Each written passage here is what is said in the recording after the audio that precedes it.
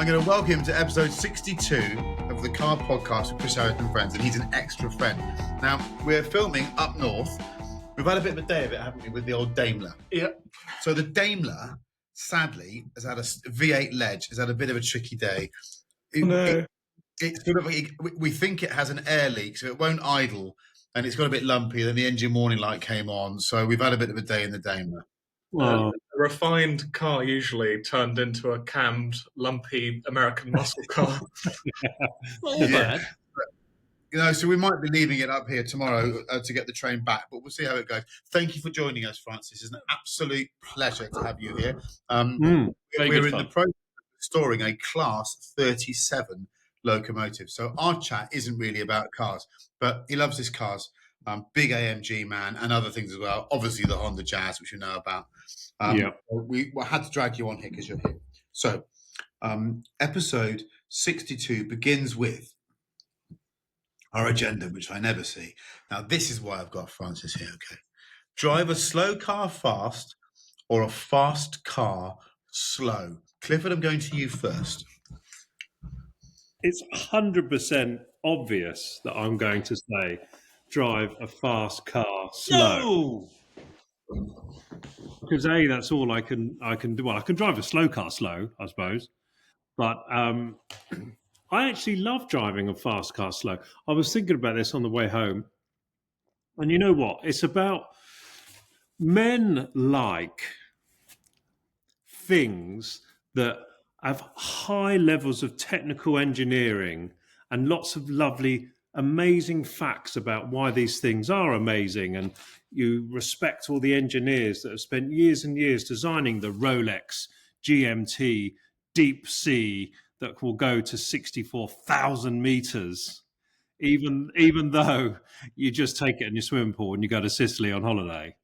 Or the Leica Q3 that has got 47 billion pixels for you to take 400 photos exactly the same of something super boring shit. Or the Breitling Emergency. I own 2 Breitling Emergencies. The watches that, just in case you get trapped up fucking Mount Everest. How close have you ever got to pulling the string?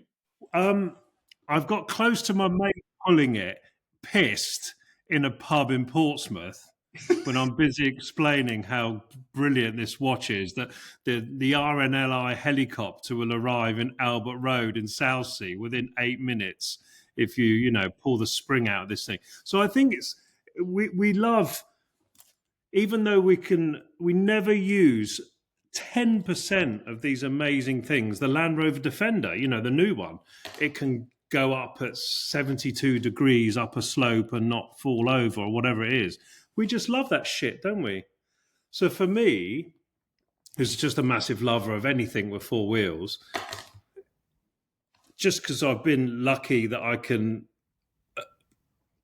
own a few expensive, but more importantly, drive fast, 0 to 60 in 3 seconds, 200 miles an hour, blah, blah, blah. It's just great to own it. And then, A, because your talent's a bit low, and B, because you don't want to die, you drive them quite slowly, which is nice.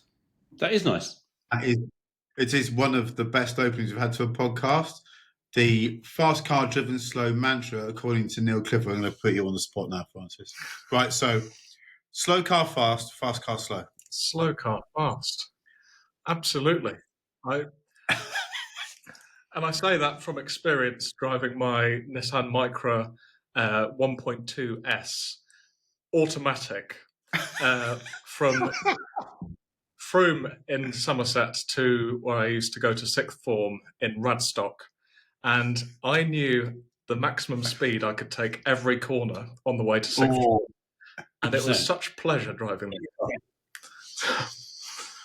car. I think automatic as well. That's cool. There's something deeply pleasurable about extracting 110% from something that shouldn't necessarily want to give up that level of performance. Having said that, I still think there is a space for driving the fast car slow. You must feel that as well. Oh yeah. I mean, when you see someone cruising on the motorway, in the slow lane, maybe just slightly below the speed limit. It's just exercising a perfect amount of restraint. You know the power there. Yeah. And that in itself is quite appealing.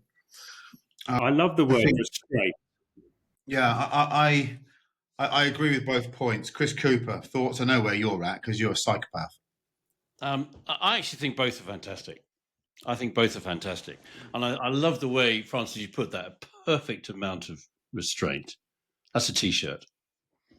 In a long line of T-shirts we haven't actually made yet. If I had to choose, it's definitely a slow car fast. And there are two reasons why. Two really big. One, it teaches you everything about driving properly. Everything. And secondly, you can have a huge amount on the road. You can have the hugest amount of fun and almost no one notices. You can have that teetering on the edge in your Nissan Micra, because part of that, you knew the maximum speed, is not just because it hasn't got many gears and the gear change takes quite a long time in that auto box. It's because you know those little tiny little tires, you feel every little fiber of the rubber bending as you're getting towards that VMAX in that corner. And you can just feel it. You can think, if I was traveling next to my car with me driving it right now, and I put my little finger out and tried to push the car, it would slide. It's that beautifully balanced. And I think that's just wonderful. And you can do that on the road, sort of with nobody noticing. They just think you're going about your business. I think it's wonderful. And having said all that, I totally love the idea of driving a fast car slowly and properly with decorum and restraint and all of so it just flows in a regal, beautiful fashion. We could talk about this question all night. I think that is all wonderful. And fast cars fast and slow cars slow. Manish? What was the ad for which aftershave was it that ended with "for a man who doesn't have to try too hard"? Was it Denim old for men? Denim. I think it was denim, and I think that's kind of like that is the epitome of the fast car slow, isn't it? For the man who doesn't have to try too hard. You just see him; he's in some Batmobile and he's cruising. Anyway, Central London. Sorry. Yeah. That's the 1970s calling, Manish. They want you back. You bastard! You do this every week. But it's true, isn't it? Neil talks about sort of the male love of overcapacity. Okay, we just love that. We do like a bit of spare capacity, especially if it's sort of 99% spare, because it's the way it makes you feel. Yeah. When I think driving a very, very fast car slowly makes me feel like James Bond. The Indian James Bond, obviously, a foot shorter than the actual James Bond, and I can't shoot. I also can't double declutch, but you're an Indian knick-knack. How dare you? How dare you? I may vanish if this goes on. I really may. We can edit that out. Can I just say, don't worry. My sister had a 1.1 litre Metro back in 1987. Had a manual box, and I used to love driving that on country roads. And I have to say, my right foot was just, I know it's front wheel drive and I'm not throwing it around, but I used to just turning, just enjoying that car on the limit, especially when it was very, very slightly wet. It would make you very, very happy driving. Yes. Probably not the fastest car, but as quickly as you could. So both answers. I think I'm going to be the arbiter here at the end. First of all, let's get rid of some of the statements that are not supportable. So the idea that Chris Cooper thinks that you don't get spotted coming around a corner on the door handles in a hatchback is fanciful. Actually, sometimes it looks even more hilarious. I can remember being in Bournemouth as a kid, and I saw a Ford Fiesta come into view at an angle I've never seen since. It just stuck with me. I just thought, there's no way that's going round that corner. And somehow the bloke got it round the corner. So you don't have an invisibility cloak around you to behave like a complete prick in a slow car. You have to accept the fact that sometimes it can look even more hilarious because it has something called ka-ching, body roll. And body roll, is the best thing. When you see someone on, we don't have 2CVs on the road anymore. When you used to see a 2CV on it, it was like, what is it? A boat? Is it a car? What is it? So you can't hide behind the fact it's a shit little car to think that you can behave badly. I do think there's something. I'm going to offer you one of those phrases. It's the inner workings, the inner voice. You're going down that road that you know really well. Who has said to themselves, there's no way that car could have gone down that road any faster? Oh, that's a magazine quote as well. Everyone, and also with that comes this sense of emotional ownership of that road. That's your road, isn't it? You're the master of that road, and you're the master of that road in your Polo 1 litre. Doesn't really matter, but part of that, I think, for me, by extension, Chris talks about pushing the vehicle and it would go sideways or slide. I'm thinking, you say to yourself, I'm very proud. There's no way Mansell could have got that down. There's no way Senna could have got that any quicker down that road. That's the maximum available. That's not true. And I think that, Prost would have gone quicker, wouldn't he? But I think, God, you're getting it today, aren't you, Vanish? So I think that the graduation into life of driving really bad, old, slow cars in a way they just don't deserve to be driven is part of life. And maybe it's one of the aspects of life that we realize we can't really share with our kids these days. They don't really get to do that because the roads don't allow it, the cameras don't allow it. And if you get it wrong and you end up through a hedge and the farmer's got to drag you out, no one finds it funny anymore. Back in late 80s, early 90s, it was hilarious. There was a farmer near me. Yeah. But no cameras, is there? No cameras. I know, and there was a farmer near me that kept a tractor specifically to pull people out of hedges because he thought it was hilarious.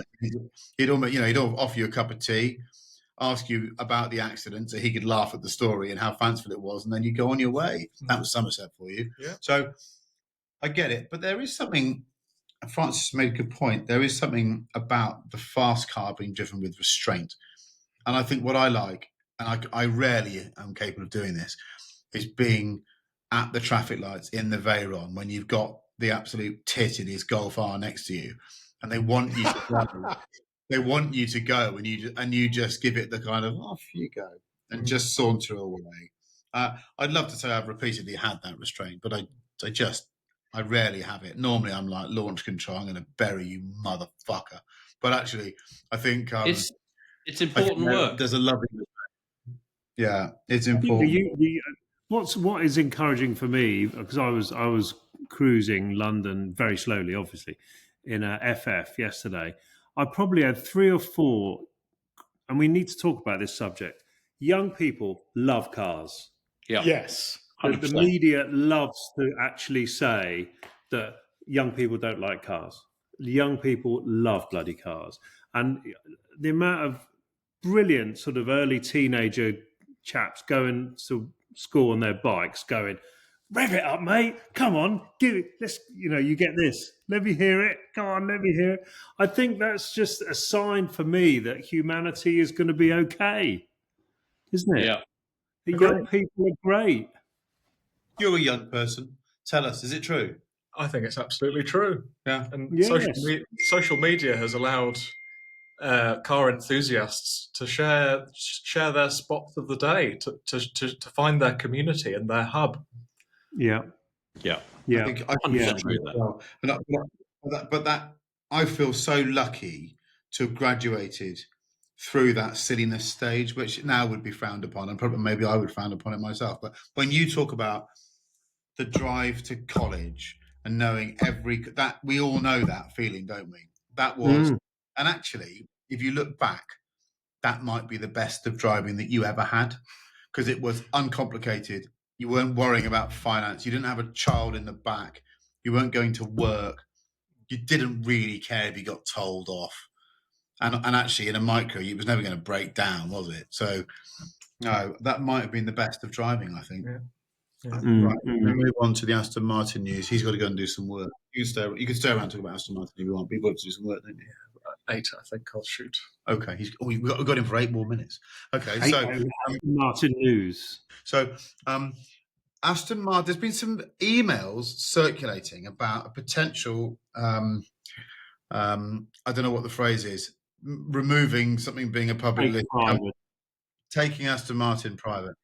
And I don't know anything about this shit because I don't understand numbers and stuff, but it sounds like a pretty serious move to me. Can we go to the spreadsheet himself, Chris Cooper, first, please, just to give us an understanding of what this potentially might mean and whether it's actually bullshit? Well, the stories have been sort of denied, or rather a very specific denial was issued by the PIF, the Public Investment Fund of the Kingdom of Saudi Arabia, which said the PIF is not in talks with Aston Martin to take the company private, which, if you know about how things are communicated in corporate world, the very specific nature of that statement suggests that they could be in conversation about lots of other things. Why might they be in conversation? The problem is they're not making enough money, and they're burning through cash. Not making any. They haven't got enough cash, and cash is king because you need that to invest in products, to market the products, and to sell more and better cars and replace your current cars with better ones. And when you're getting your new cars to market, they arrive on time because you develop them properly and the factory's geared up and all those kind of things. If you haven't got enough cash, it's a bit of a death spiral because you can't do those things. And there comes a point with a public company where shareholders will lose confidence in the ability of the business, which is why the share price is in the toilet, blah, blah, blah. So the argument, if there is one, for taking it private is you sort of say we're not going to be bound by the scrutiny and the discomfort of having to have quarterly announcements to the markets, stock markets, as to what we're doing and did we miss our last one, blah, blah. You kind of remove yourself from all of that. And hopefully, if you have a different set of owners, i.e. people with lots of money, then you can apply the cash to the business and grow it, blah, blah, blah, assuming that the strategy and the business plan makes sense. Like we've talked about this before, and I know, Chris, you're always reluctant for us to offer advice. So we can talk about it now or some other time, because we love Aston Martin.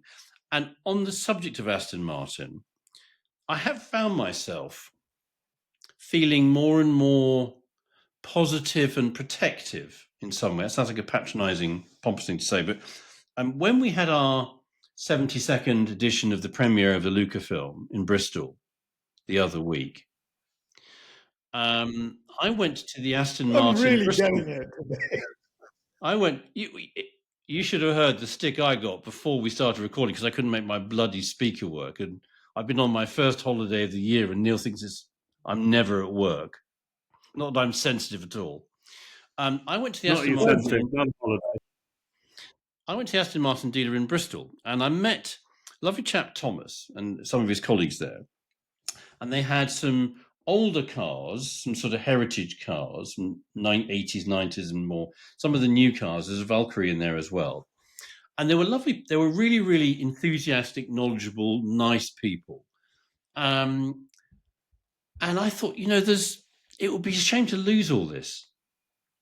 There's definitely a car in there. And so if the answer is there's a private owner who can take a longer view, can give them the cash, whether it's the PIF or something else, Vision 2030, which is Saudi's transformation plan for a post-oil economy, can motorsport in the automotive world be a big lever in doing that? So Mohammed bin Salman is quite a big car fan, the Crown Prince.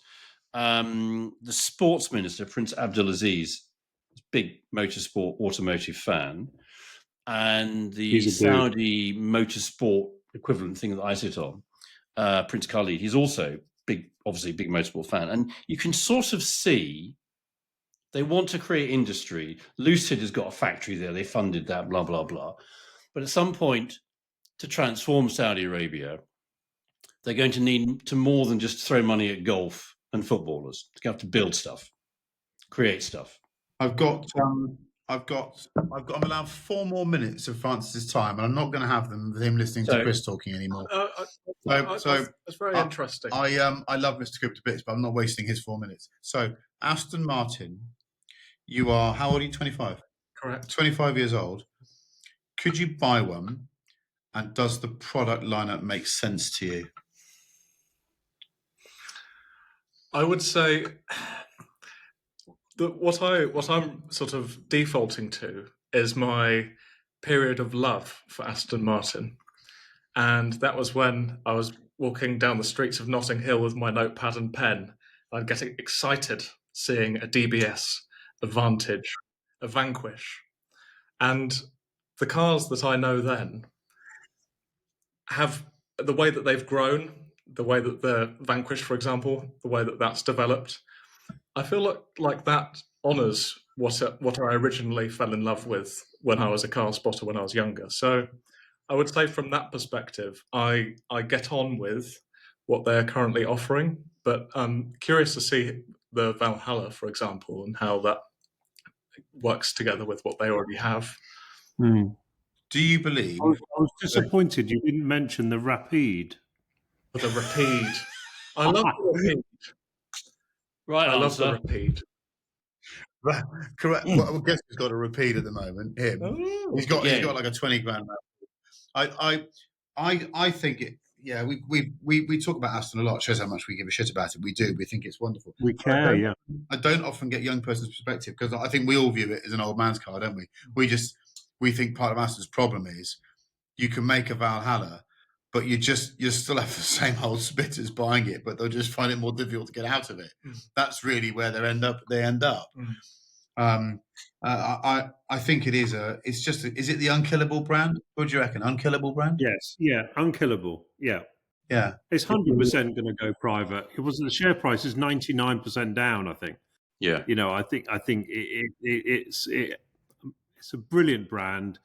It's just taken longer than they thought on the strategy. It is unkillable, and someone's going to come along and put a lot of money in and help them fix it, because actually they've done a lot of good things. They just haven't got enough time to get to where they need to with the current balance sheet. Yeah. They're well managed. What do you think? It's really funny. I remember when they went privately, and I hope we don't get sued for this, but I do remember the Financial Times, the front, I'm pretty sure it was on the front page, sort of saying, and they don't do this very often.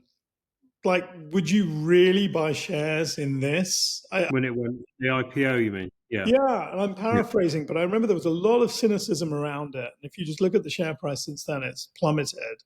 To pick up on what Mr. Cooper was saying, PIF is huge. The Saudi investment fund's huge. If you look at the sponsorship on the side of an Aston Martin Formula One car, the biggest words are the words Aramco.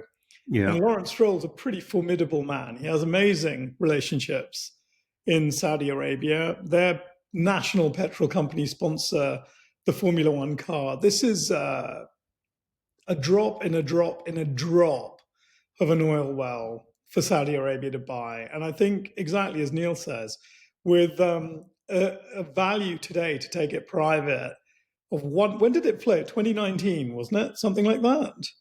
Something like before that. Yeah, so it's 1% of the value. I think it's something like that. That it was, that it was floated for or low. 6 or 7 years ago. And so you can buy it. I think the real thing is, why wouldn't you? Because the bottom line is that it is a fantastic brand. And I think if you're I think there are two aspects perhaps to Saudi Arabia going forward. Like all of the countries in the Middle East that are oil reliant, of course they want to develop new industries. Of course they want to do that. But owning brands might well be a pretty clever thing to do as well, whether you move the engineering to your country or not. And I think, we were talking last week about TVR. How much money would it take to develop the perfect TVR? How many would you have to sell a year? Could you make a profit? Imagine being in a situation where you could invest in something like that, whether you choose to bring the business to your home or not. Imagine having the ability just to be able to do that, to be able to create the perfect Aston Martins. And imagine having the ability to ride that storm, so if it doesn't work in the first year, doesn't work in the second year, it doesn't matter, to really have some long-term money and long-term thinking, because it is a fantastic brand. It's a genuinely fantastic brand. As Francis was saying, he's walking along. What are you, a third of our age, half our age, Francis? For you to sort of feel something for Two-thirds of our age. Is very optimistic. It's very, very optimistic. Right, he's going to go in a minute. We're going to plug our TV show now. So it goes out on Quest, and we're restoring a train, a Class 37 locomotive. Now, what I love about this is I've spent my working life sort of trying to sell stories through passion. I try and draw people into subject of cars because I love them, but I'm getting to do it through him. And watching him around a train is it's infectious, and I'm really loving doing it. We've had a good day today. We shot loads of little bits. We went to an incredible public house, which is a shrine to the train. Yeah. And what are we doing tomorrow? Tomorrow we're going to cast a new nameplate. So the locomotive that we're fixing, we're sprucing up from the wheel sets to the bogies to the paint job. There we go. Is it a diesel? What type of train is it? Is that what you call Deltic diesel? Deltic diesel. No. So Chris can talk on this point. So Deltic's Class 55? Correct. So Deltic's a Class 55, and that has got the most remarkable triangular two-stroke arrangement. It's the most, and I got to see one primed and started at the Greatest Gathering. And you'll see that in the show as well. 37 is it's the Labrador of the train spotting world. They love it. They view it as their comfort food. And so it was the right one to choose. And hearing him talk about this thing and let him go again is wonderful. So essentially, one of the key things about a locomotive is its identity, its number, and its name. So the locomotive we're working on, we're going to give it a brand new nameplate that's lovely and polished, and hopefully we're going to be able to drill it back into the side of its skin. So yeah, we'll keep the same name. The same name, yes, because you can't do that. It's not often that a locomotive changes its identity, although it does happen sometimes. So we all believe that we view the world in terms of top trumps, right? So we think of the world in top trumps. Managed to frozen me there. So top trumps. I'm now going to allow Francis, before he leaves, to win top trumps. What's the engine spec and size of a Class 37 locomotive? 15.4 litres per cylinder. Cylinder. Twin turbocharged V12 turbo diesel, and it's attached to a generator, which is then linked through to traction motors on 6 axles, and it produces 1,750 brake horsepower. But what's How many revs? It can rev up to, I'd say, around 800 to 900 RPM. Yeah, it's so low. The capacity of that engine is how much? What's the total capacity of this engine? 189 litres for the V12. I just got that out thinking that must be a mistake, but it isn't. It's huge. It's huge. Honestly, when you see this, you're going to love it. I just get to follow around this legend as he makes me smile around his subject. It's an absolute joy. Everyone should do it. It brightens your life up. 100%. Just one quick, Francis. So what can it haul? What's the kind of typical load that it hauls? Mass? So a Class 37 would have been put on kind of a merry-go-round train, for example, that would take coal from the collieries through to the power stations. They'd put 2 Class 37s on, and they could probably manage about 2,000 tons. So I'd say a locomotive would be rated to pull 1,000 tons. Amazing. That's insane. Honestly, people get into it. And then we've not even talked about the Deltec. I'll tell you what, will you come back on and talk us through the engine of a Deltec? I'd love to. I'd absolutely love to. Absolute pleasure. That was my favourite growing up, Deltic. Yeah, brilliant. That's fantastic. You wait. He's back. What do you have any memories of the Deltic? I tell you, it was I'm from Scotland, and my grandparent. We would meet my grandparents, so they would come down to King's Cross, and I'm sure when I was very, very little, their trains would be hauled by a Deltic diesel into King's Cross, and the look of the front of that thing and the windows, and just the power of it, you could feel it and it brought my grandparents from Edinburgh to London, and that was just the happiest thing. Oh, there you go. So, do you think if you were to hear a Deltic nowadays, it might bring you back to that time? It would 100% take me back to when I was 7 years old. We must do this, seriously. This is really, really important. We must do this. I'd love to come and see one. Yeah. And hear it. Well, are they still going? Do Deltec still go? Yes. Well, the Deltic Preservation Society is based at Barrow Hill in Worksop.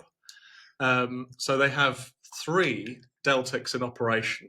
And there's also one Deltic operated by a separate company that runs occasionally on the main line. And I stood next to a Deltic sitting at King's Cross. And I had a similar experience, just feeling the vibrations in the chest. It hits a resonant frequency that just rattles everything. Yes. Oh. And that engine found its way into boats. It's the most remarkable engine when you see it. Google Deltic. Who made it? Napier. I mean, Napier made the engine. Yeah. Name from heaven. Extraordinary. I had no idea. Indeed. This is fantastic. You've got to come. You've got to come see us again. We're coming back on for the Deltic chat. Indeed. See you tomorrow morning. So lovely to meet you all, guys. You too. Thank you. Bye, Francis. Brilliant, Francis. Cheers.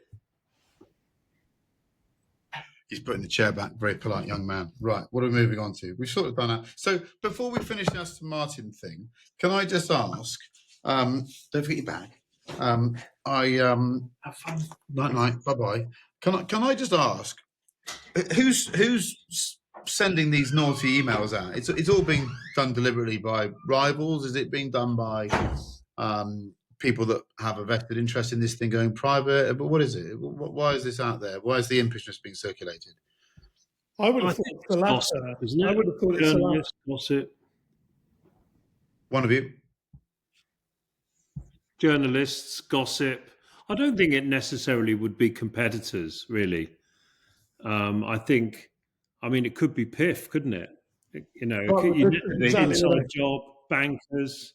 I mean, it could be so many people. I watched. So was it the guy that writes about Aston a lot, supercar driver, or there's supercar owner. Yeah, that's right. I mean, he writes a bloody good. I mean, I enjoy his writing on. I mean, he's got a bit of a negative thing on Aston, obviously, and it is an unbreakable thing. I mean, it will be. Do you think that? Will be invested in. I fear that they're treating it as if it is, and it might not be, and that's my fear.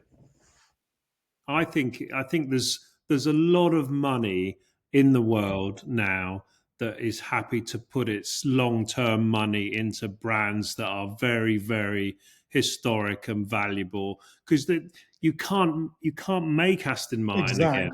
Agree with all of that. If I was going to buy something there's a load now, of debt in there, but what's the market cap now? 800 million. Yeah, exactly. So I think it's a very cheap purchase for a brand.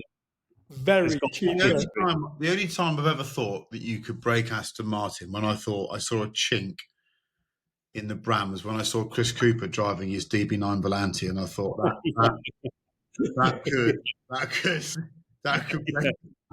that was the low point of Aston Martin. Was there lots of body roll? Was it going around a corner impossibly quickly?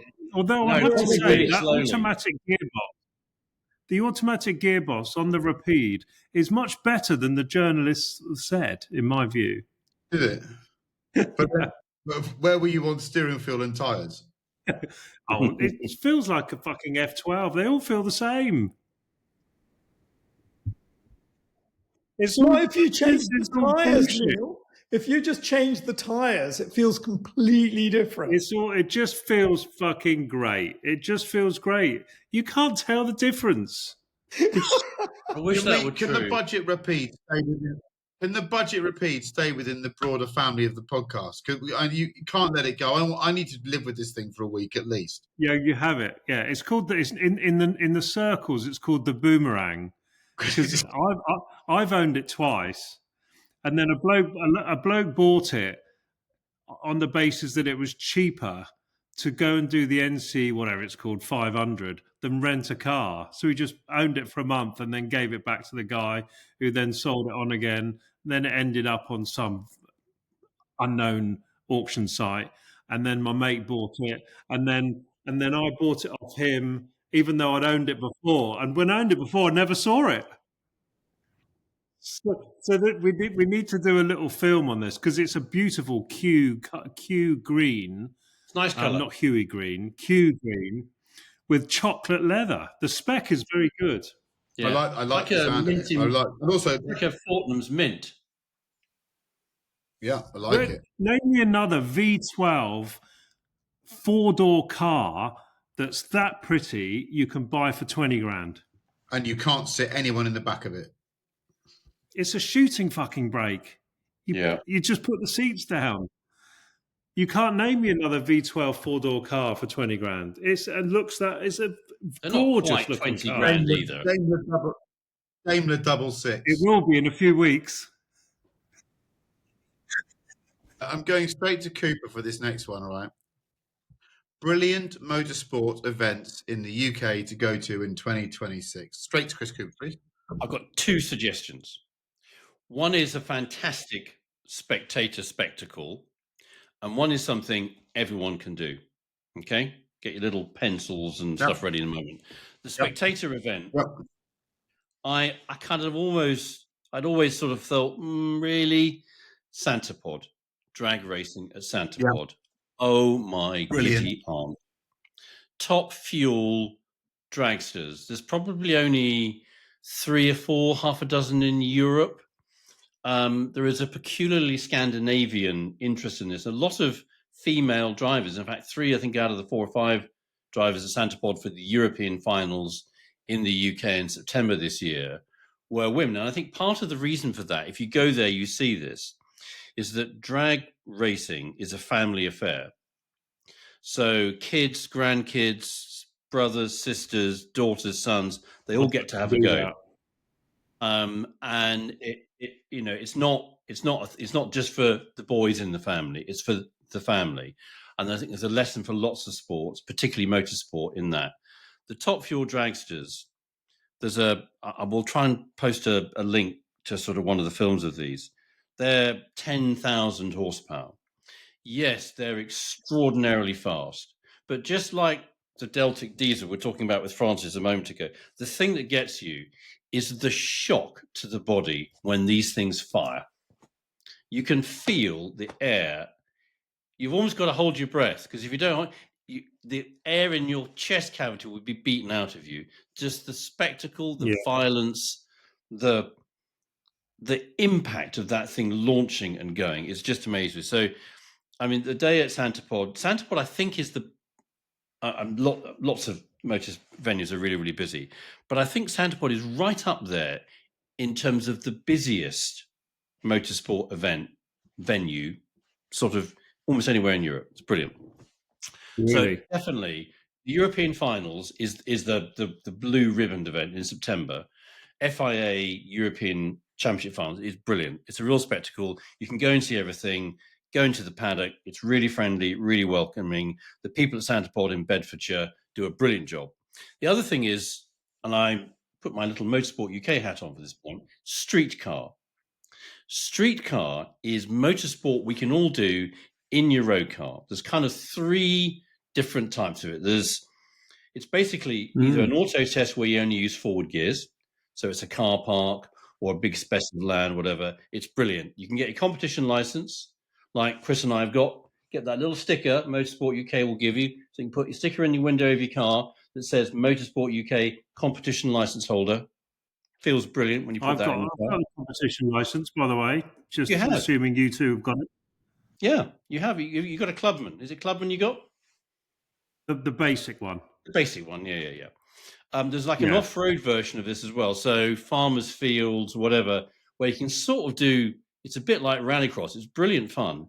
And if you've got a Land Rover or an off-road vehicle, hillside of a farm somewhere, go to the Motorsport UK website. We'll put the little link up on the screen, and it will guide you through all of the steps to finding an event, finding a club, applying for your license, seeing what events are coming up. I urge everybody, it is the easiest way of getting into motorsport. You can use your own car. You don't need a lid, don't need any special equipment. It's brilliant. It's for everyone. That's what I would do next year. I like these. I think we're going to come up with some more good ones here. Manish, what are your thoughts? Well, predictably, I'm going to say the British Grand Prix, but I'm going to say go to qualifying. I think qualifying at Silverstone, even with the new layout, is just one of the most exciting motorsport spectacles on this planet. It's still just a terrifyingly brilliant circuit. I think almost certainly it looks like Lando's going to be world champion.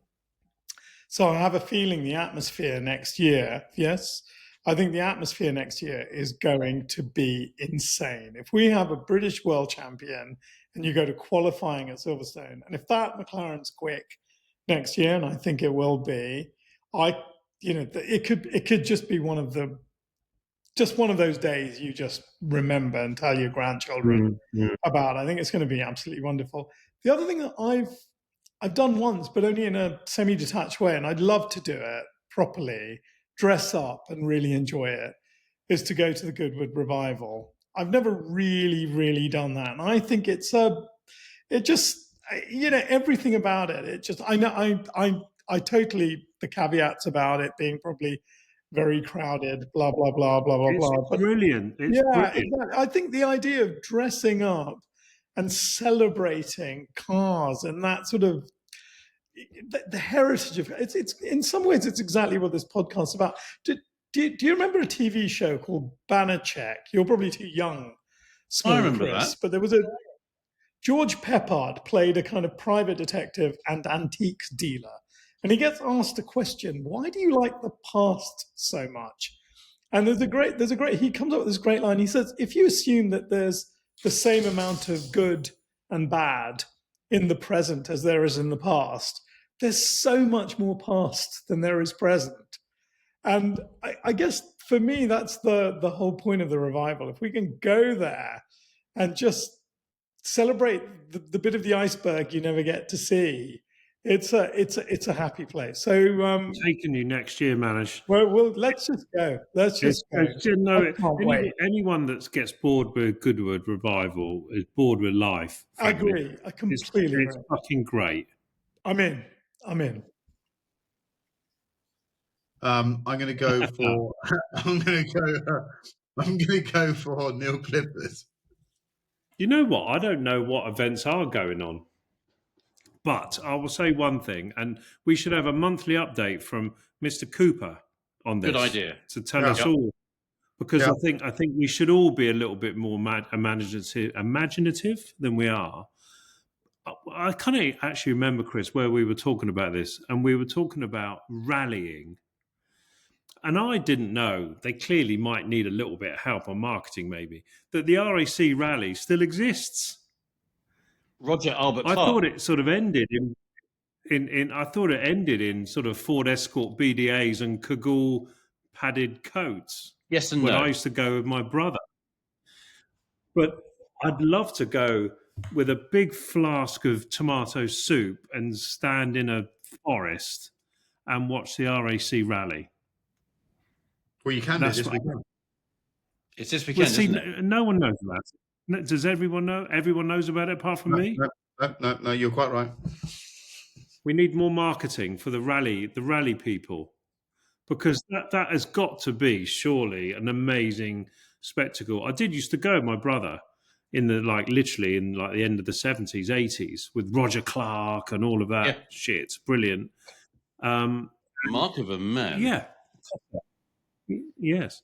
And we should all we should know about it, and we should be going. I like going anywhere. Yeah. So the Roger Where Albert is it? Clark. So it's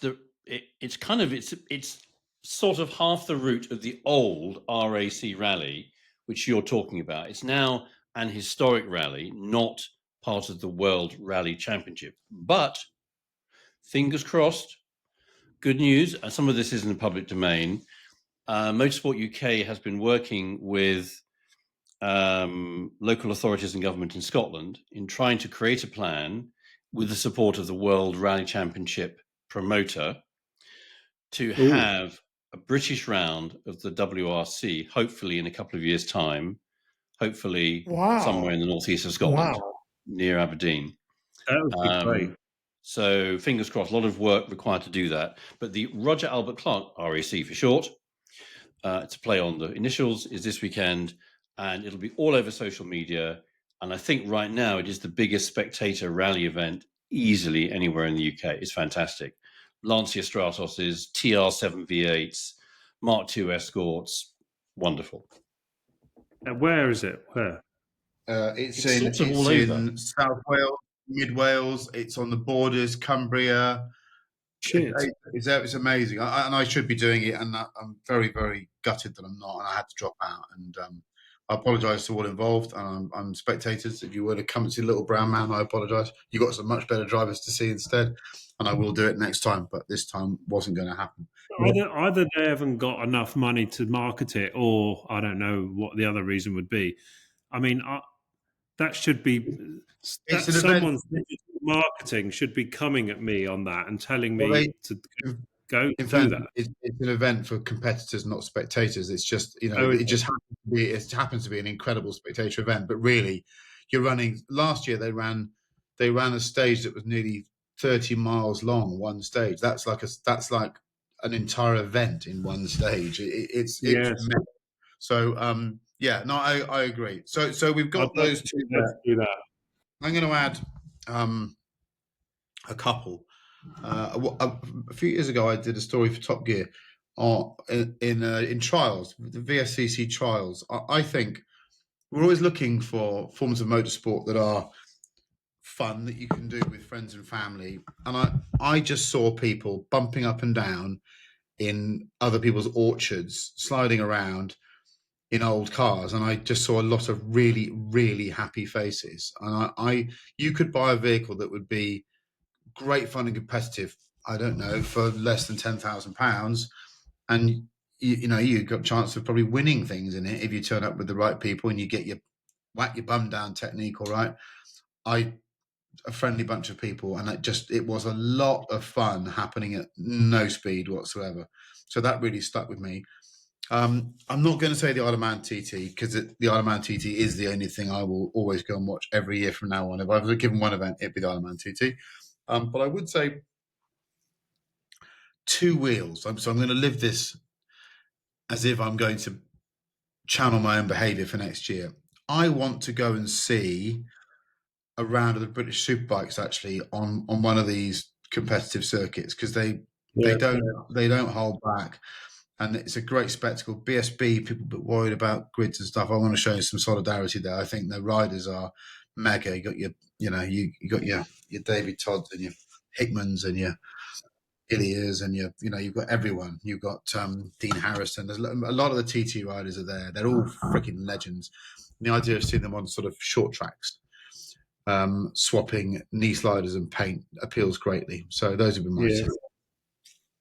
Yeah. I think it's a good idea. Did you want to, just before you move on there, Chris, just something you mentioned last week?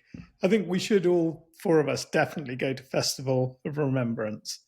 That's got to be in our 2020. Yeah, when I did that's just in our diary.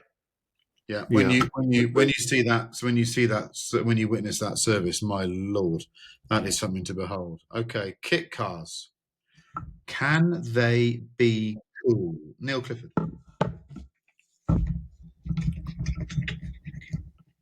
My answer is yes, because I'm always an optimist, but I just can't think of a cool one.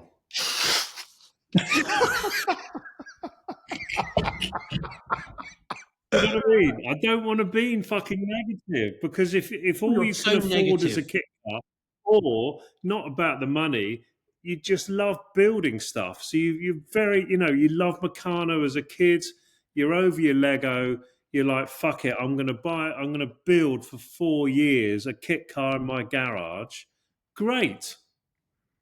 But I don't. Do they really still exist anymore? I remember when I was in my youth training scheme at the Portsmouth Fiat garage, and Dean, who was my boss in the parts department, built a fucking Dutton. Yes. Do you remember those Duttons? Yes. Ford Escort Which mechanical. are literally like this. There are shoes bigger than Duttons nowadays. It was just a tiny little thing. And it took him like 3 years, and it was made of fiberglass, and frankly, it was sort of a bit shit. Even it was like hearing aid beige. I have no idea what engine was in it. Ford But you know what? It was quick. But if that's your thing, great. They're cool. The only thing I'd add is don't put a Q plate on it, because I think Q plate. I know we probably talked about it a million years ago. We haven't actually. It's hard to be cool on a Q plate. That's all I would say to that. A brutal assessment from Mr. Clifford. Manish, he vanish. I really don't think it's possible. By the way, this had a sort of semantic resonance last week.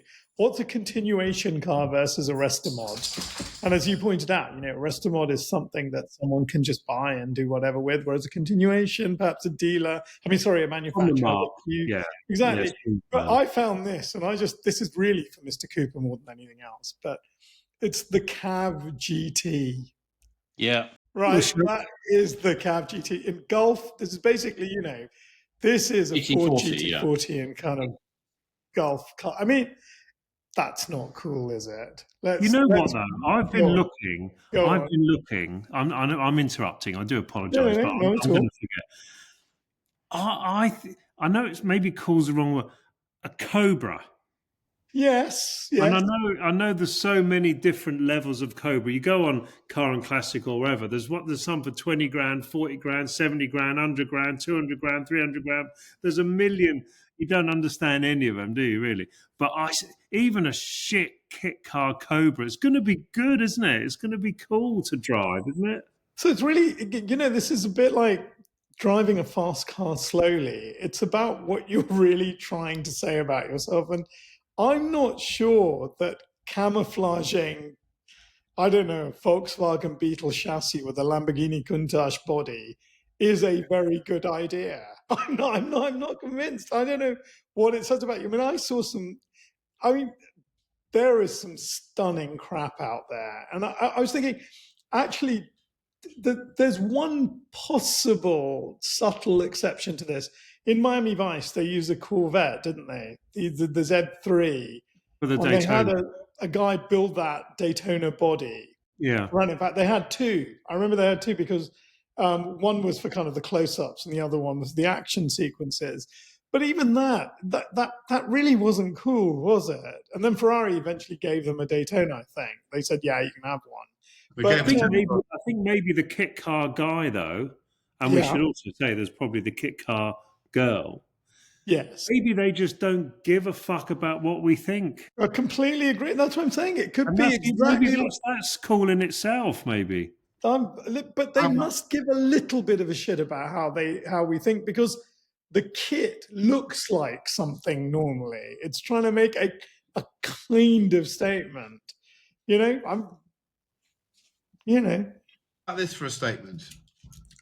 The last car magazine sold in the UK will be a kit car magazine. Ooh. I think that's good news, bad news, isn't it? But I think that's entirely possible. It's a supportable statement, and that tells you a lot about the strength of that and the solidarity of that community. I think the question that Neil posed, which is, do they give a shit? No, they don't. They tend to wake up when people like us get a bit pious and go, "Oh, that's a bit shit, that is." But I don't think they really care, because maybe one of the great things about, I think, real kit car people is, unless that they're operating with an economy and a frugality that maybe we're often lucky enough not to have to do. Therefore, if they didn't do what they're doing, they wouldn't have the opportunity to get into sort of lightweight, fast cars. It's just the only way of getting into it. So actually, but then there is this, as ever, there's a specialist seam of them that probably then get into a few quid and suddenly think, actually, I don't want to own a bloody Cayman. I'm going to carry on down this route and make my own super special car. And that can lead you to amazing places. I met a bloke, and you'll know who he is, who's got an Elise that he's made himself. It is a kit car, basically. He's made it himself. And it's so extreme and so good. You could pass it off as being a part of a Formula One team. It's ridiculous. So I get it. I think the bit about kit cars, I didn't write this, where they become undeniably cool, and I've never felt, I don't really do jealous, but this is probably as close as I get to jealous. I can remember seeing a Caterham at some event. I can't remember where it was. It was quite an ordinary Caterham, and there was a guy stood next to it, and he said, "Yeah, it's a whatever 1400 thing," and I built it myself. And I always immediately think, wouldn't want to drive that, something's going to fall off it. It wasn't professionally made. I was like one of those self-built ones. And about a few minutes later, this other bloke turned up and gave him a cup of tea, and he said, "It's my dad. I built it with my dad." And I just think, I'm not sure you could do anything better, could you, than to build a Caterham with your dad? That's the coolest thing. That makes that car and the memories they've shared making it cooler than any supercar, hypercar ever made. I'm being a little bit clingy and cloyy, but I really believe it. I think if you've got a car in your shed that you built with your dad or your mum, whoever it is, your significant older or younger other, I don't know what you call them, it's just cool. I think that is cool. It is cool. So that's my view on it. I think you wouldn't want to go in a car that I built, though, because I'd have lots of bits left. I would. You'd have too many bits left. I would. You'd have a large box of bits left. You would. Now let's move on to. Sorry, can I have an answer? One? Sorry. Oh shit! Sorry, I thought you had carry on. No, don't worry. It's all right. I've got two very, very quick things to say. Yes, kit cars can be cool. And I agree with everything, actually, Mr. H, you've said. That it's very easy to be disparaging about what we might think of the aesthetics or the idea about certain kit cars.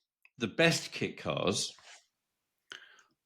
all kit cars can be cool, I think, for the reasons you've said. It's really cool if you love the car and you want to create a connection with it and with another part. Yeah, great, fill your boots. You're one of us. You're 100% one of us. There are some I'm the least cool person on the planet, certainly in this little group. I was going to say, you're one of the uncool. Yeah, I know. So which what do I know? Cool. Makes them cool. What do I know about this question? But there are, to me, the ultimate cool kit car is that. Ultimate. It is called the Ultima. Yeah. It is the ultimate cool kit car. You can build it. I think they will build them for you, or they'll have somebody build it for you, or you can build it yourself. It's a cool bit. It is a cool bit of kit. It's basically the chassis that Gordon Murray used when he was developing McLaren F1 and GMA cars, because it's a great chassis. You can do stuff with, play with the suspension, engines, layout, blah blah blah. Mate of mine's got one of these. It's just the most extraordinary thing. You get in it and you think, this is a proper bit of kit. The baby one's got 500 horsepower and a 900 kilogram car. It's an amazing thing. So it's not trying to be something it's not. I think that's a really good test for lots of things. It's not trying to be something it's not. Like a Caterham 7 is really honest and authentic. The Ultima is as well. So, yeah, they're cool by me. I've got that. I agree. Cherry advertising stunt on Stairway to Heaven. Discussed. Manish, because I know what happens here with Manish. We write something down and he goes, "What's that?" But he researches it. So I bet he has watched a lot of TikTok-y, Instagram-y things of a yellow thing going up those steps, and he's read some comments, and he's going to be full of opinion. Off you go, Manish. Well, I'm going to spin this round.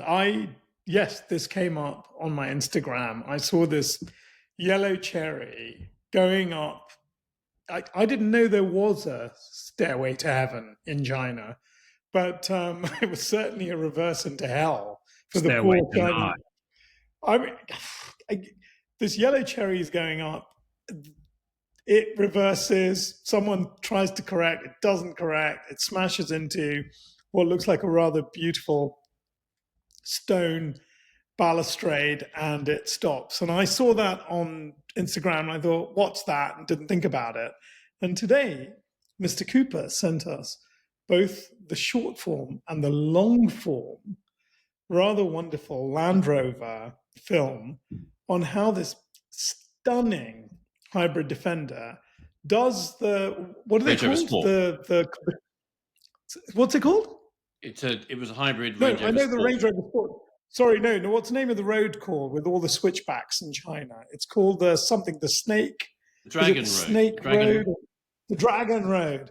Dragon. It sets this extraordinary time, gets to a 999 step stone stairway going to heaven, and a Chinese driver basically takes the thing up there. And it's one of the most extraordinary things I've ever seen. And I thought to myself, well, if you want to take a Range Rover Sport into China and do a stunt like that, you probably need quite a lot of government approval.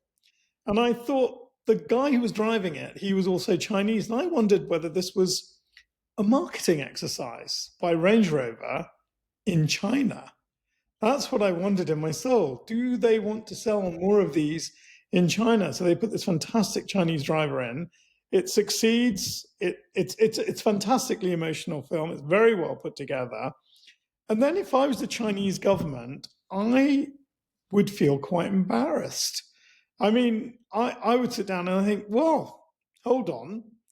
That's not a Chinese car. And they've cynically put a Chinese driver in, and they've gone to one of our most iconic roads and up our most iconic bit of staircase, and they've stolen a load of PR for their car company. So I've got this great idea. What we will do is we will get a Chinese car to repeat exactly what that's done, and I bet you we can break the lap time or the record in going up the steps. And it just fails so miserably and so depressingly that all you can do is issue an apology. And it's kind of, well, it was really wet that day. And it was a bit, it was a bit slippery on those stairs, which is why our car didn't manage to get up there. Ignoring the fact that the Range Rover Sport did it in heavy mist, when it must have been just as slippery and just as scary. And the whole point is, I assume, about buying a car like this, that you are supposed to go up those things in these conditions. So talk about Chinese own goal. And there aren't that many. There aren't that many times when it's kind of like 1-0. And I think this is 1-0. I think this is 1-0. It's a fantastic video. Neil Clifford. I know not very much about this because I've sort of basically Land Rover did it brilliantly, right? Just so I can just they took the great Land Rover and they did it, and it was part of their ad campaign, and it looked really brilliant. And then a Chinese car that basically looks exactly the same as the Land Rover, which I've no idea what car it was. Cherry to do it, and whatever it is. Yeah, and basically fucked it up and smashed the wall and like made a mess of it. Whether the car is not good enough or whether the driver was like me and just cocked it up, I don't know the story. Normally, as Manish says, I'm sure these things don't get out, and it obviously is a bit embarrassing. And I think that the company has apologized because they did a bit of a big damage to the wall. Yeah. To me, it looked like the Great Wall of China. Clearly, it wasn't the Great Wall of China, but it looked like a Great Wall in China. Yeah. And I mean, is the car a bit crap and not as good as a Land Rover? Probably, because one thing you have to say about Land Rovers, they are really, really, really good at doing that off-road thing. Apparently. And maybe electric cars. I've no idea about this. Are electric cars as good as being four-wheel drivey? Maybe not. In theory, possibly better. Technically. Yeah, because they're very torquey, It should be very better, torquey yeah. cars. Yeah. Well, you can manage In theory, the power. they were. In practice, they weren't, though, were they? It felt like, from what I read, that there was probably a bit of a failure on this car and this attempt. But yeah, the gist of the story is right. Yeah. There's footage of another stunt that was done with this vehicle on an indoor sort of sand pit. Have you seen that as well? I think it might have been Rory on Auto Trader videos this thing, and it attempts to do a really steep incline. There's a massive bang and a clanking of differential bits making a break for freedom through an axle casing. So yeah, maybe all that talk isn't helpful. Sorry, Chris, carry on. Maybe designing a car that looks exactly like a Land Rover isn't quite enough.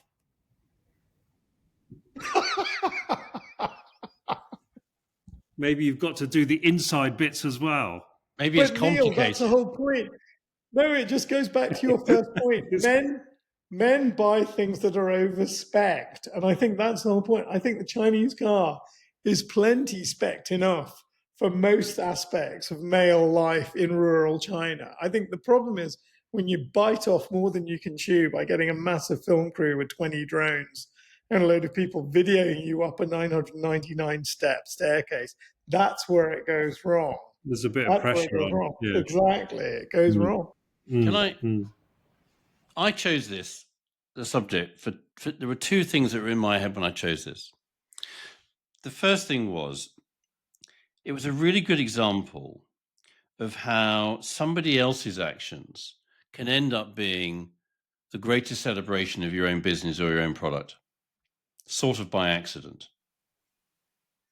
Because the original Land Rover attempt was back in 2018 when the hybrid version of the Range Rover Sport was launched.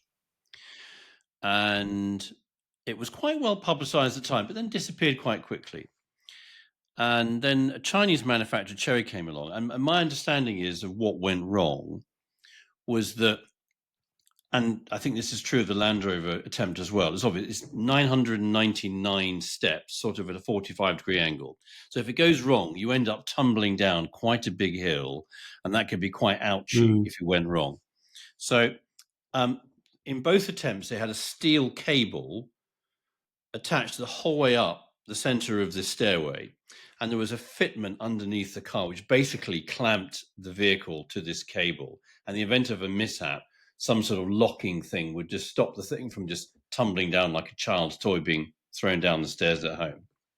And in the Chinese one, I think that thing went wrong and the car started slipping backwards. It looked like it almost went off the edge, which would have been really, really sort of horrible. So the first thing it made me think was, suddenly a failed attempt, probably a bit unfortunately, by a Chinese manufacturer, 7, 8 years after you'd done it, suddenly became the greatest bit of advertising for your product for something you'd written off the money 8 years ago. How clever and smart is that?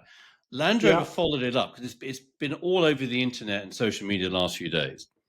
And Land Rover followed it up with a really, really well-judged, in my view, piece of marketing today, by they spliced some of the original footage of the 2018 attempt with some pictures of the current car, basically saying, in, I thought, a really well-judged way, it's really hard to surpass the capabilities of a Range Rover, of a Land Rover, but hey, we love the idea of a challenge. So it was sporting, it was good-natured, it was respectful, but still proud.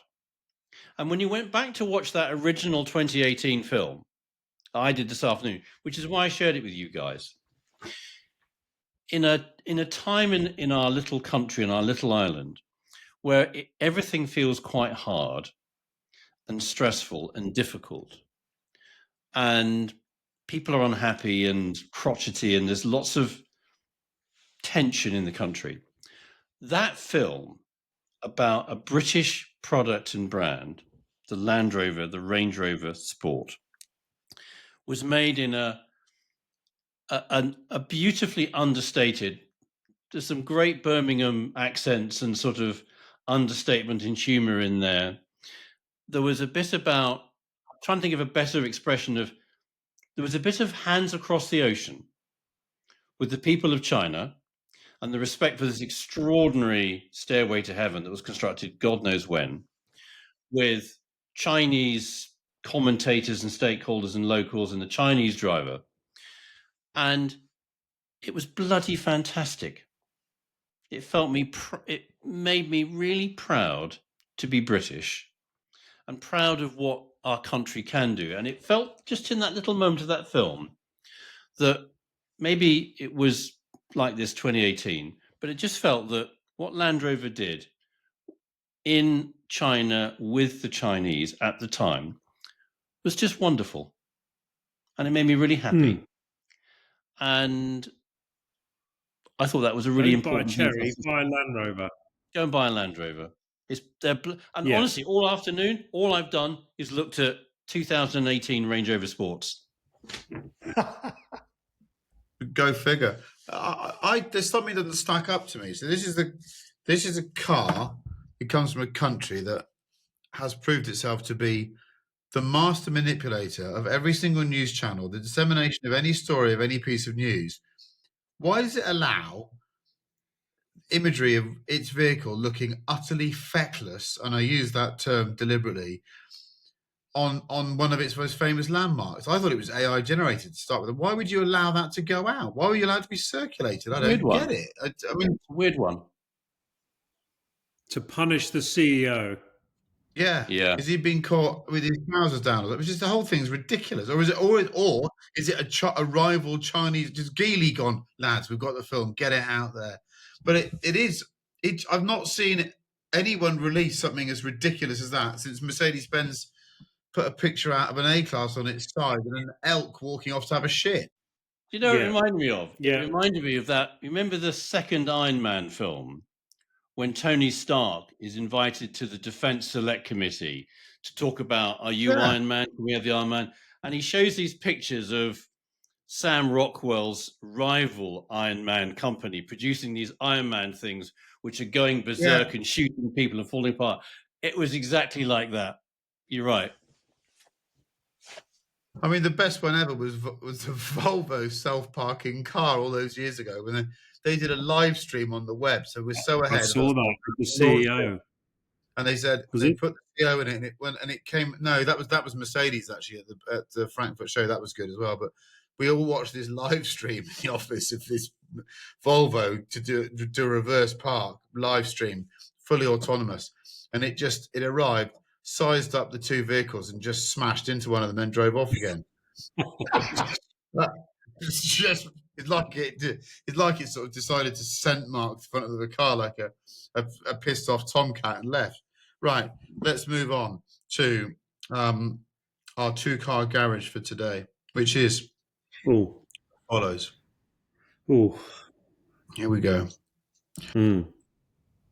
50k for a chap in his 30s, £50,000, chap in his 30s, lives in London but spends time in the country with family and friends.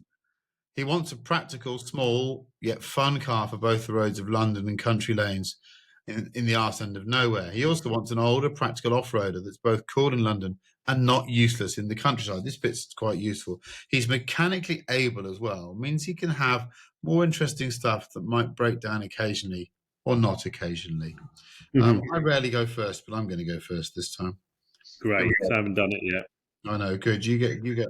So the off-roader, the great, they're old now, but the great off-road vehicle that was rugged, tough, and not a Toyota and cool as hell was always Daihatsu 4-track. You can park those pretty much anywhere. You turn up to a shoot in one of those, you'd probably still be okay. It's got cool chic about it, and they're tough as nails. So 4-track, I'm coming well under price here because I'm going to need some money to maintain these. Now, I'm choosing this car because I've got a bee in my bonnet about these cars, these particular cars at the moment. And there are so few for sale in the UK. So this one, I believe, is in France. But I love the Clio 16 valve, not the Williams, but the 16 valve with those wheels. Look at those wheels. Oh. And it was about 10 horsepower down on a wheelie, but really, if you drive it like you stole it, you're going to get down the road just as quick. It's a white one, 22,000 euros. I'm just thinking white with the obligatory yellow fog lights. Yellow fog. Look at the ride heights. Just a great car. So I'm going 4-track. Is that an early model?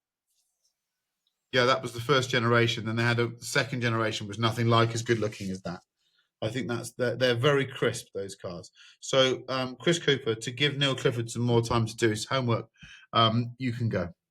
So I'm making a rare foray into the classifieds rather than the auction for the cool off-roader. It will be one of those. Range Rover Classic, LSE 4.2. This is in the classifieds. Long wheelbase? Long wheelbase, LSE, 4.2. It's done 1994, 4.2 LSE. I mean, just a mega thing. Probably, was it the grey? Was that Westminster grey? The grey one? Is that the colour? Westminster? Yeah. And then for the sporty, the car that you could use in, there were kind of three in the auctions that, I'll tell you what I ended up going for. I ended up going for the original Audi TT. Oh, okay. Yeah. Ooh. Original Audi TT. Yeah. This one is done. It's in the auctions. It's going to go, it will come on the auctions probably when this goes live on, actually probably Friday or Saturday. 29,000 miles. This 2000 Audi TT is done. Wow. That's brilliant. That's what I did. I view the Audi TT as what they call a challenging wank. On that note, I'll move on to Neil Clifford. I bought one a couple of years ago. I thought it was the one, and it wasn't. It was the turbo, the 225. Yeah, it was the green baseball leather. I thought I'd nailed it, and the dashboard, everything. I should have bought the coupe. Yeah, the cabriolet in TT is really not as cool as a coupe. That is true. And then I had a hideous puncture the first night. The wheel came off. It was a proper disaster. The wife refused ever to look at the car again. And, I lost like $2,000 in like 2 weeks. Get this one. What is this? So this is a small fun car for the roads of London and country lanes. Look, I'm in the auctions. I'm even being obedient. Some guy has painted an Elite Mark 1. Yes. Oh, I saw it. With the blue denim interior in the JK Jota SE30 fucking Diablo thing. And it's got a day left and it's $10,000. Now, of course, it's going to go 18 or something because, it's going to be quite difficult to sell it on because if you're going to do your dream, if you're going to make your dream car, have enough money to keep it forever because no one's going to want it as much as you. So, this man who's selling this, keep it because you're not going to get what you put into it.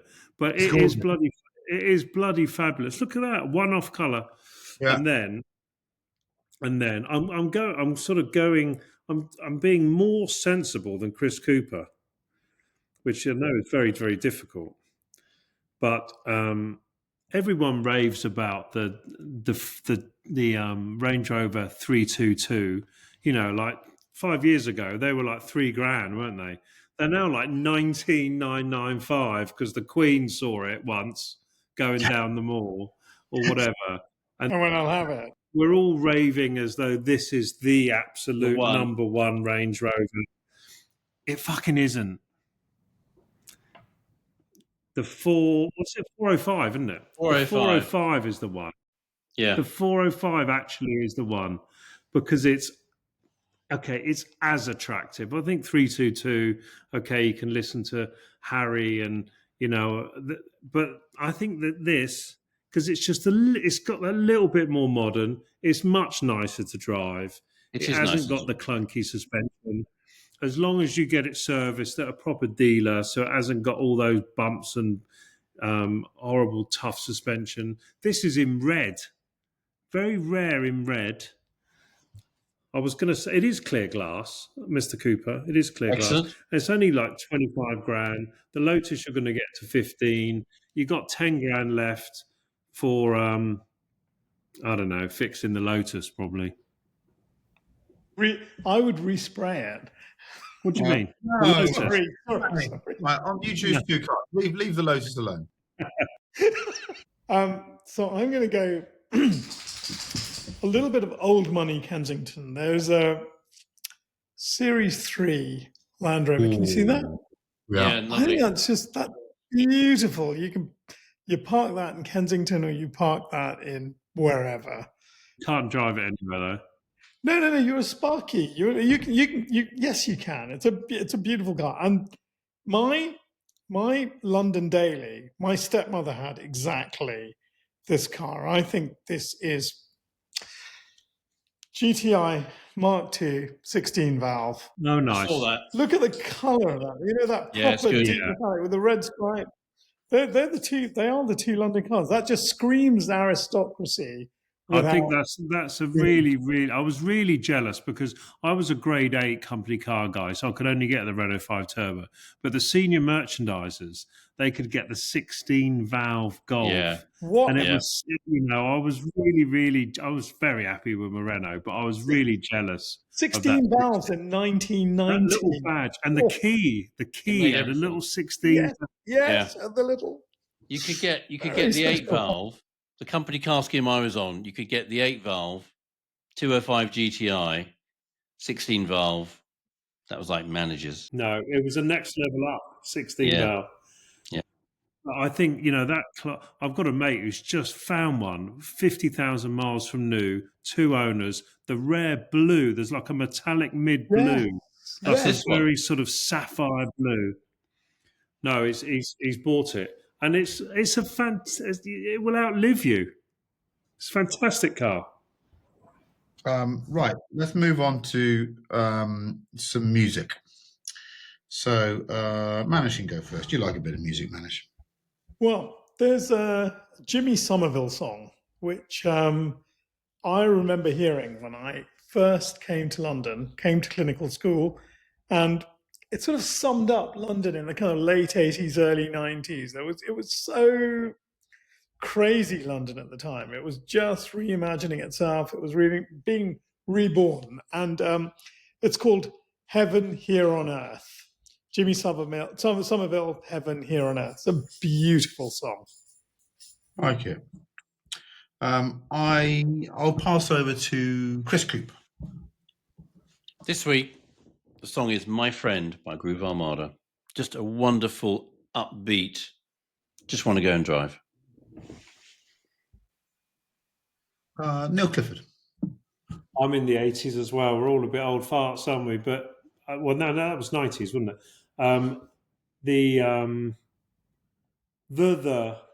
This is the Day. Oh, yeah. Great song. Good tune. Yeah, it's a good tune, yeah.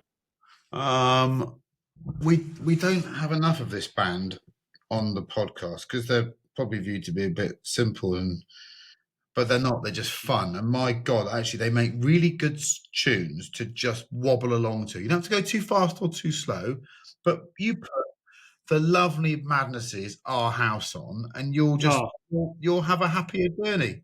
You'll have a happier journey because it's lovely. Madness. We should talk about Madness. What an amazing band! Amazing, happy band. It was brilliant. School discos. Madness, Our House. School. Yeah, amazing. So I just want to say a big thank you to the lovely and wonderful Francis Bourgeois. Wait there, Manish, for a second, please. Sorry. And I want to say a big thank you to Manish, to Neil, and to Chris Cooper, and to Manish, who does like to have the last word most weeks. We'll hand it over to him again. Over you go, darling. No, I don't want that. Just a tiny little announcement that Luca Seeing Red is now on the Internet Movie Database, imdb.com.